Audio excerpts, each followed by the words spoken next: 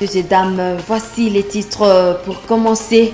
Les médecins de Butembo-Beni sont à grève depuis la journée de ce lundi 24 octobre. Une grève de 3 jours décrétée pour s'indigner contre la tuerie de leur collègue, la sœur Dr Sylvie, morte lors d'une attaque de ZADF au centre de santé de Maboya la semaine dernière. Des combats se poursuivent entre les FARDC et les rebelles du M23 sur l'axe Runkira-Wanguba-Tchenkerero et l'axe Ntamungenga. Le porte-parole des FARDC demande à la population de se mettre à l'abri étant donné que l'ennemi largue ses bombes même de la population. Voici l'intégralité de votre journal. 3 jours d'hôpitaux sans médecin viennent d'être décrétés par le corps de médecins depuis ce lundi 24 octobre 2022. Ceux-ci s'indignent contre la tuerie de leur collègue, la sœur Dr Sylvie, morte lors d'une attaque de ZDF au centre de santé de Maboya.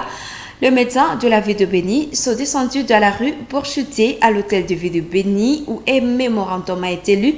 Delphine Mpanda nous signe ce reportage.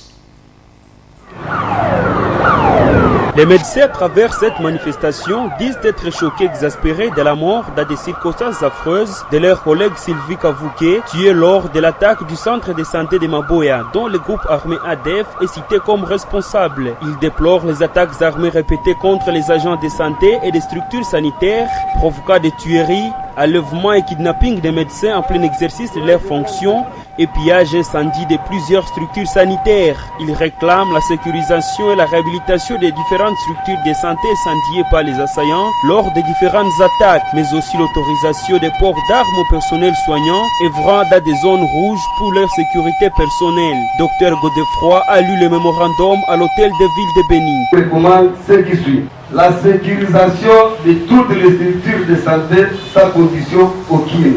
Autoriser le port d'armes au personnel soignant pour la protection individuelle dans les zones rouges pendant les heures de garde. Une réhabilitation à toute urgence des structures incendiées. Accorder la prime de risque professionnel à tous les médecins de la région de Beni, car pour mémoire, Dr Sylvie, paix à son âme, est décédé pendant qu'il n'a jamais reçu même un seul rond de l'État. La société civile de Beni soutient l'action des médecins et condamne les attaques répétées des ADF contre les civils. Pepe Kavota, son président, rappelle l'enlèvement du docteur Mukongoma 2010, le pillage des centres de santé de Loanoli, de Kisunga, l'incendie du centre de santé de Loum avec des malades calcinés sur les lits de l'hôpital en juillet et une série de kidnappings des médecins. Le maire de la ville de Beni, le commissaire supérieur principal Mouté Bakachal et Narcisse, après avoir réceptionné le mémorandum des médecins, a témoigné la ferme détermination du chef de l'État pour rétablir la situation sécuritaire, demandant à tout le monde de s'impliquer pour mettre fin à l'insécurité. L'ennemi, il nous voit et nous ne le voyons pas. Cela ne veut pas dire que nous allons baisser les bras. Nous sommes tous derrière le chef de l'État qui est déterminé à ramener la paix ici à l'Est. Je vois la douleur qui vous anime. C'est cette douleur qui m'anime aussi. Notons que le centre de santé de Maboya a été la cible d'une attaque armée attribuée aux combattants ADF le vendredi matin. Ils ont tué 9 civils, dont la sœur Dr Sylvie, médecin traitant dans cette structure. Elle a été calcinée dans sa chambre alors qu'elle montait la garde des malades. Grève décrétée par le médecin s'observe aussi en vue de Butembo depuis ce lundi 24 octobre. Les médecins de Butembo réunis au sein du syndicat national de médecins Sinamed Nord Kivu fustigent par cette façon les sécurités qui menacent leur secteur. Dans une interview accordée à Moto TV, Dr Odette Mouissa, membre de la corporation médicale de Butembo, indique que cette grève de médecins est une façon d'élever leur voix afin que le personnel soignant travaille dans toute quiétude. Nous l'écoutons. C'est une mauvaise nouvelle qui nous a tous poignardé le cœur parce que, comme nous le savons nous tous, dans les temps anciens, les structures sanitaires où le personnel soignant était parmi les personnes ou les objets qui étaient plus protégés Et même s'il y avait des guerres, même s'il y avait des combats, les structures n'étaient pas des cibles. Mais ce qui nous a plus déçu, c'est que ces derniers temps, nous avons constaté la recrudescence des attaques contre les personnels soignants et contre les structures sanitaires, quelque chose qui sort de l'ordinaire. Voilà pourquoi nous sommes inquiets de la situation sécuritaire qui ne fait que s'empirer dans notre contrée. Notre grève, quand nous l'avons décrétée, ce n'était pas pour nous venger contre ceux qui ont tué notre concert, mais c'était pour faire écouter notre voix au niveau des autorités. Donc c'est une alarme que nous lançons aux autorités qui sont chargées de la sécurité de bien assurer leur rôle.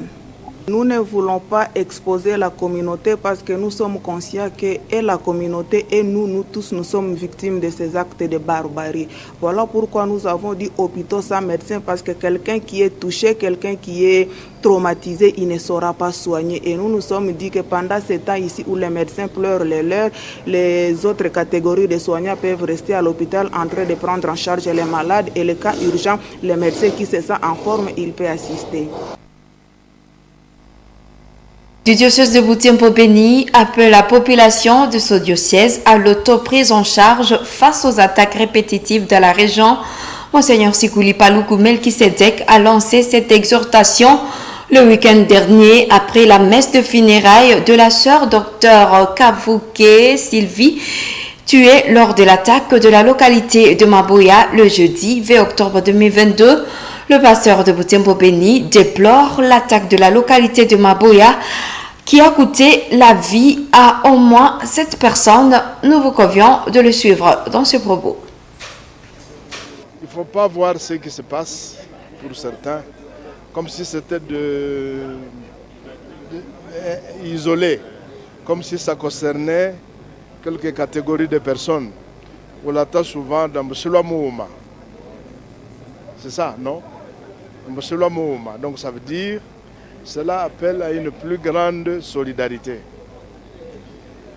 Une solidarité qui doit amener les gens à réfléchir, à se demander qu'est-ce que nous pouvons faire pour veiller sur, non pas sur moi-même d'abord, mais pour veiller aussi sur tous ceux qui sont autour de moi, ceux qui vivent dans mon village, ceux qui vivent dans ma ville, ceux qui... Que tous, à des moments comme ceci, puissent s'élever comme un seul homme pour dire non à ces situations. Parce que ce n'est pas normal, pendant qu'on pleure à Maboya, à Butembo, il y en a qui dansent, il y en a qui... C'est vrai, la vie est comme ça. Jésus l'a dit, même quand il viendra, non, c'est pas, il l'a dit, il dit à ce moment-là, on s'est marié, on mangeait, on dansait, Et puis l'heure est arrivée comme ça. Donc il faut éviter d'être endormi. Ce que je demande, c'est que tout le monde se mette debout et qu'à des moments comme ceci, s'il y a des actions, même bien ciblées, qui ne sont pas des actions de violence. Que tout le monde puisse, que tout le monde entier puisse comprendre que tout le monde s'élève comme un seul homme pour dire non. Nous condamnons ces actes. Autre chose, les forces de défense du Rwanda, sous couvert du M23, auraient pris 2 affrontements contre les forces armées de la République démocratique du Congo jeudi 20 octobre sur l'axe Rankira, Rwanguba, Tchenkerero et l'axe Ntamungenga, rapporte et communiqué des FARDC rendu public dimanche 23 octobre. Les forces loyalistes donnent un bilan de 4 civils tués, une quarantaine de personnes blessées et plusieurs autres personnes en déplacement. Le porte-parole de FARDC demande à la population de se mettre à l'abri, étant donné que l'ennemi largue ses bombes, même dans la population. Isabelle Wangaimuka dans ses récits. Alors que le président congolais tente de trouver une solution concertée dans la guerre d'agression imposée à la RDC par le Rwanda, le rebelle du M23 a de nouveau troublé le calme qui s'observait depuis un temps dans la zone des combats, rapporte et communiqué des FARDC. Contacté ce lundi 24 octobre 2022, Le lieutenant-colonel Ndjike Kaiko Guillaume informe que les affrontements se poursuivent et que les FARDC ont le contrôle de la situation. Par contre, il demande à la population de quitter la zone des combats car l'ennemi attaque également la population civile. À l'heure actuelle, les combats sont en cours et les forces armées de la République démocratique du Congo prennent de plus en plus l'ascendance sur l'ennemi pour dire que toute initiative prise par les terroristes du M23 et les alliés de l'armée rwandaise n'aboutissent pas au regard de la détermination de l'armée loyaliste. Donc, tout ce que nous pouvons demander à la population, c'est de se mettre à l'abri parce que les ennemis de la paix, l'arc de bombes, en désordre, je parlerai ici de tirs aveugles, jusque dans la population et causant même mort parmi notre population. Donc, que la population se mette à l'abri, qu'elle puisse avoir confiance en son armée. Les forces armées de la République démocratique sont plus que déterminées à en découdre avec cette coalition qui ne veut que mettre à mal la quiétude de notre population. D'après la communication de l'armée, les FARDC ont le contrôle de la situation et ont mis l'ennemi en débandade. Le commandant du service de communication et de formation des FARDC, le général-major Sylvain Ekenge, qui a signé ces communiqués, rassure la population de la détermination des forces armées de la République démocratique du Congo à mettre l'ennemi hors d'état de nuire, de défendre l'intégrité territoriale et de protéger la population jusqu'au sacrifice suprême. La Fondation Monseigneur Emmanuel Kataliko Fomeka organise une formation en élevage et aquaculture pour 3 jours en daté du jeudi 27 au samedi 29 octobre prochain. Cette formation s'inscrit dans le but de réduire le taux de chômage en vue de Butembo et environ. La secrétaire de la FOMECA, Clémence Masumbuko, fait savoir que cette formation sera sanctionnée des brevets de participation. Elle invite les habitants de Butembo désireux d'apprendre dans l'élevage de bêtes à prendre les inscriptions au bureau de la FOMECA à l'évêché Butembo ou à la radio Moto Butembo Béni. Clémence Masumbuko est dans ce propos recueilli par Delphes Vouillard.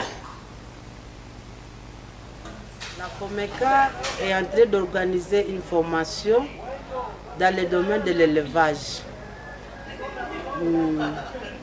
Comme nous l'avons toujours signalé, l'UCG produit des vétérinaires, des agronomes, des économistes et même dans d'autres institutions. Alors c'est ainsi que nous avons des formateurs venus de l'UCG, de l'ISDER Kitumbiro, de l'ICAVF et de l'IAC. Ils sont là pour former la jeunesse et pour former toute autre personne qui aimerait émerger dans l'élevage. Nous laissons cette voie à tous les entrepreneurs, toutes ces personnes qui se sont déjà lassées dans l'élevage, de venir maintenant puiser de l'expérience de nos formateurs. Ce qui a motivé la FOMECA est qu'elle a constaté sur le terrain que beaucoup de jeunes, beaucoup, même des licenciés, des gradués, restent à la maison, soi-disant qu'ils n'ont pas de travail. La formation fera 3 jours. Le jeudi, le vendredi et jusqu'au samedi, il faut une petite participation de $10. L'humanité célèbre chaque 24 octobre la journée mondiale de lutte contre la poliomyélite. Une journée instituée dans l'objectif de saluer l'engagement indéfectible des acteurs en première ligne dans la lutte pour l'éradication de cette maladie. En marge de cette journée, Moto TV est allé s'enquérir de la situation de vaccination contre la poliomyélite à l'antenne du programme élargi de vaccination du Grand Nord. Le chef du PEV révèle qu'environ 8000 enfants ont été vaccinés contre cette maladie depuis le début de cette année. Dr Bernardin appelle les parents qui traînent encore à faire vacciner leurs enfants pour lutter contre cette maladie. Suivez-les dans ce propos recueilli par Luciana Moussiviroa et Nelly Mungesiali. Aux parents que D'abord, la poliomyélite est une maladie qui paralyse les enfants. Et cette maladie-là est causée par un virus qu'on appelle le poliovirus sauvage. Ce virus-là continue à circuler dans notre pays, même aussi dans notre zone de santé, dans nos antennes. Et nous sommes appelés, nous, en tant que parents, de faire vacciner les enfants contre la poliomyélite au moins 4 fois. À la naissance de l'enfant, il doit recevoir le VPO 0. Aussi, à la 6e semaine, tel que je l'ai dit, il reçoit le VPO 1, 10e semaine, le VPO 2, et à la 14e semaine, le VPO 3.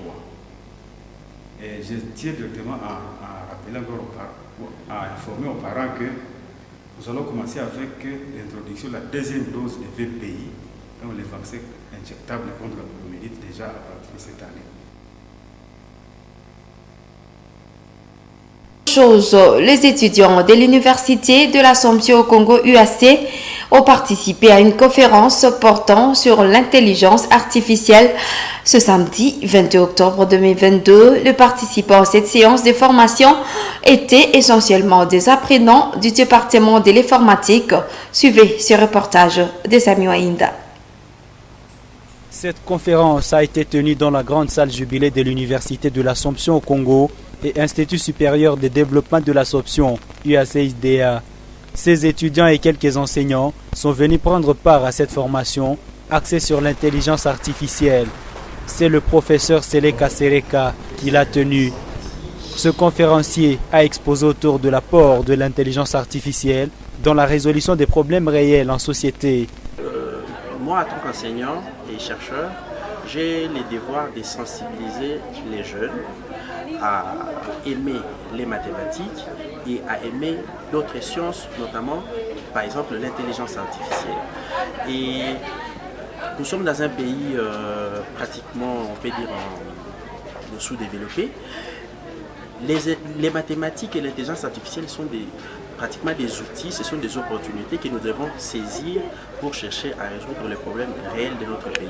C'est un peu donc dans ce sens, je voulais sensibiliser les jeunes pour leur dire que c'est possible de résoudre des problèmes réels de notre pays en nous appuyant sur la science. Au sortir de cette séance, les étudiants ont salué cette initiative de capacitation qui leur a permis d'assimiler cette notion, généralement appréhendée comme une simple abstraction. Beaucoup impressionné, c'est qu'il y a déjà aujourd'hui la possibilité de résoudre les problèmes à travers les mathématiques, justement en s'appuyant sur les notions d'intelligence artificielle. Les mathématiques, en s'appliquant sur la réalité, vraiment sont là pour aider la société même à dépasser certains problèmes réels. Notamment, on a donné l'exemple des incendies qui peuvent survenir. Le conseil estudiantin de l'UACISDA souhaite élargir ce genre d'initiative en programmant d'autres séances dans les jours à venir. En sport, le match d'intégration de nouveaux étudiants à l'UAC en département de philosophie a eu lieu ce lundi 24 octobre 2022. Ce match s'est joué entre les anciens et les nouveaux étudiants au stade de Boulenguera. Il s'est soldé par un score de 3-1 en faveur de nouveaux. Au-delà d'être un loisir, cette activité sportive permet de découvrir les talents de nouveaux étudiants qui pourront servir à l'Université de l'Assomption au Congo UAC à travers le département de philosophie. Toujours en sport, deuxième tour préliminaire des éliminatoires de la Coupe d'Afrique de Nations CAN U23. Les Léopards juniors de la RDC ont laminé les Fennecs d'Algérie par le score lourd de 4-1 en match aller disputé à Kinshasa. Les Léopards se rendront plutôt à Alger pour tenter de décrocher les billets qualificatifs pour cette CAN prévue en 2023. Isabelle Wangaïmouka revient sur les résultats de ce match. Une grosse performance pour les Léopardos de la République démocratique du Congo. Au stade des Martyrs, les U23 ont été plus forts que les Fennecs d'Algérie lors de la première opposition, comptant pour le deuxième tour des éliminatoires de la CAN U23 prévue au Maroc l'année prochaine. Très déterminés, les Congolais piquent d'entrée. Gloire Moudjaya lance la partie avec un but à la 3e minute des Jeux. Avec un pressing haut, les hommes de Raoul Chungu ne laissent aucune chance aux Algériens. Jonathan Ikangalombo s'offre un doublé dans l'espace de 3 minutes à la 20e et à la 23e minute. En deuxième période, John Bakata s'invite à la fête en plantant le 4e but à la 56e minute pour plonger les Fennecs dans un chaos total. Baissant légèrement des régimes, la RDC s'est fait surprendre à la 80e minute. L'Algérie réduit le score 4-1, succès retentissant de la RDC qui prend une sérieuse option de qualification avant les matchs retour prévus la fin de la semaine en cours en terre algérienne le 28 octobre prochain.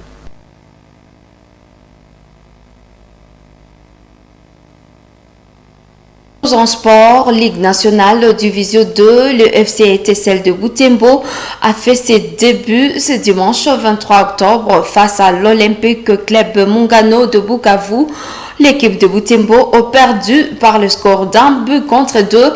Pour leur 3e rencontre, les champions du Nord Kivu tenteront de relever la tête face au FC Ibanda du Sud Kivu ce mercredi 26 octobre au stade de l'Unité. C'est cette page sportive qui boucle cette édition. Merci de l'avoir suivi. Portez-vous bien.